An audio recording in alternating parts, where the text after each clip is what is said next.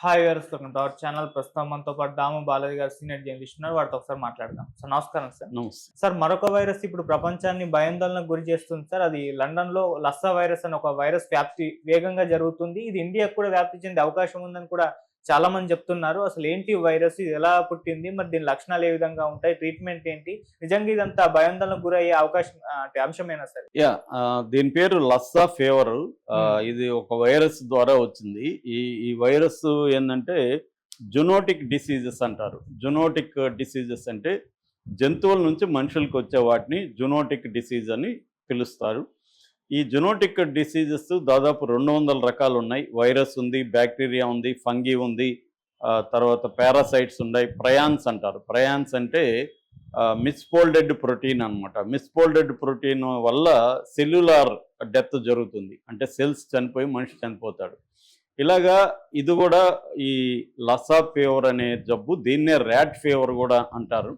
ఎందుకంటే ఇది ర్యాట్స్ నుంచి, ఎలుకల నుంచి వస్తుందన్నమాట. ఈ మాస్ట్రోమిస్ అనే ఎలుకలు ఉన్నాయి. ఆ మాస్ట్రోమిస్ ఎలుకల నుంచి మనుషులకి ఇది వ్యాపిస్తుంది. ఇది జనరల్గా ఎవ్రీ ఇయర్ కూడా ఆఫ్రికాలో, ముఖ్యంగా వెస్ట్ ఆఫ్రికాలో దాదాపు 1,00,000 నుంచి 3,00,000 మందికి ప్రతి సంవత్సరం వస్తుంది. అందులో 5,000 మంది చనిపోతున్నారు. ఇది నేను చెప్పింది కాదు, WHO చెప్పిన లెక్కల ప్రకారం ఎవ్రీ ఇయర్ ఈ ఎలుకల ఫీవర్, ర్యాట్ ఫీవర్ లేదా లస్సా ఫీవర్. లస్సా ఫీవర్ అనేది ఎందుకు వచ్చిందంటే, లస్సా అనేది నైజీరియాలో ఒక టౌన్ పేరు. ఆ లస్సాలో ఇది ఫస్ట్ కనిపెట్టారు కాబట్టి అక్కడ నుంచి లస్సా ఫీవర్ అని కూడా దీనికి పేరు వచ్చింది. ఇది 1969లోనే నైజీరియాలో లస్సాలో ఫస్ట్ టైము బయటకు వచ్చిన ఇదన్నమాట. ఇది WHO ఏం చెప్తుందంటే, ఇది చాలా దేశాల్లో ఉంది. మాలిలో ఉంది, సియరా లియోన్లో ఉంది, టోగోలో ఉంది, బెనిన్లో ఉంది, ఘనా, గినియా, లైబీరియా, ఇలాగా ఇవన్నీ కూడా వెస్ట్ ఆఫ్రికన్ కంట్రీస్లో ఉంది. ఇప్పుడు ఎందుకు భయపడుతుంది అంటే, ఆఫ్రికాలో అనేక జబ్బులున్నా ప్రపంచం పట్టించుకోదు. కానీ అది యూరప్కో, ఇండియాకో లేదా చైనాలో ఉంటే మాత్రమే భయపడతాం. ఆఫ్రికాలో ఉంటే అది ఆఫ్రికా చాలా హెల్త్ కేర్ పరంగా చాలా వెనుకబడి ఉంటుంది. కాబట్టి అది పెద్ద ఇది కాదు. కానీ అవి ఒక్కొక్కసారి మనకు కూడా, వేరే వాళ్ళకు కూడా, ఇప్పుడు ఎబోలా లాంటివి కేరళ లాంటి రాష్ట్రాలకు కూడా వ్యాపించింది చూసాం మనం. ఇంకా ఎయిడ్స్ కూడా ఆఫ్రికా నుంచి వచ్చింది ప్రధానంగా. అలాగా ఇప్పుడు ఈ వ్యాధి లండన్లో వచ్చింది. అందుకని నైజీరియా నుంచి ఒక అతను, ఆల్రెడీ ఈ వ్యాధి ఉన్న అతను లండన్కి వచ్చాడు. ఇప్పుడు లండన్లో చాలామందికి ఇది వ్యాపించిందని చెప్తున్నారు. ఎవరెవరికి వచ్చిందనేది వెతికే పనిలో లండన్కి సంబంధించిన UKHSA అంటారు, అంటే United Kingdom health security agency. ఈ ఏజెన్సీ ఇప్పుడు వెతుకుతుంది. వెతికి వాళ్ళని పట్టుకొచ్చి వాళ్ళకి ట్రీట్మెంట్ ఇవ్వాలి. అది వ్యాపించకుండా భయాందోళన అయితే ఉన్నాయి. ఈ డిప్యూటీ డైరెక్టర్ మీరా చంద్ కూడా ప్రకటన ఇచ్చారు. ఎందుకంటే ఇది డేంజరస్ వ్యాధి అని చెప్తున్నారు. అసలు ఈ వ్యాధి ఎలా వ్యాపిస్తుంది, దీని లక్షణాలు ఏంటి, దీని ట్రీట్మెంట్ ఏంటి, దీనికి సంబంధించిన ప్రివెంటివ్ మెథడ్స్ ఏంటి అనేది మనం చూద్దాం.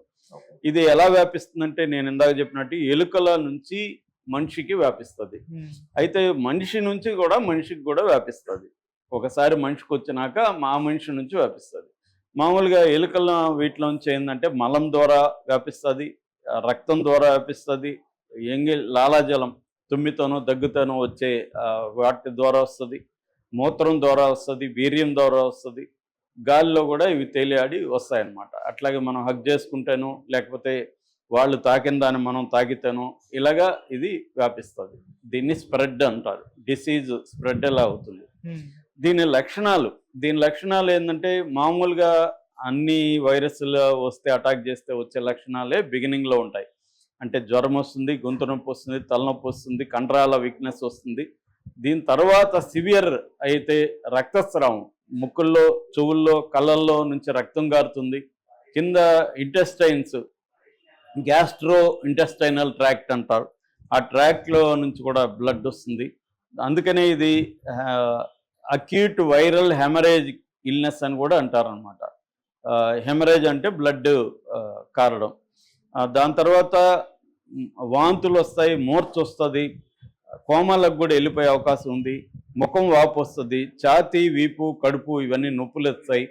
ఒక్కోసారి ఏమవుతుందంటే, ఈ వ్యాధి వచ్చి తగ్గిన వాళ్ళకు కూడా దాదాపు 30% చెవుడు వచ్చేస్తుంది, చెవుడు వినబడం అనమాట. అటువంటి సివియర్ ఇది. అయితే దీంట్లో డెత్ రేట్, మోర్టాలిటీ రేట్ అంటారు. ఈ మోర్టాలిటీ రేట్ అనేది మామూలుగా ఈ జబ్బు సోకిన వాళ్ళకి 1% ఉందనేది WHO చెప్తుంది. అయితే ఇందులో సివియర్ కేసులు హాస్పిటల్లో చేరిన వాళ్ళకి మాత్రం 15 to 20% మోర్టాలిటీ రేట్ అనేది ఉంది. అంటే 100కి 15 మంది నుంచి 20 మంది చనిపోయే అవకాశాలు ఉన్నాయన్నమాట.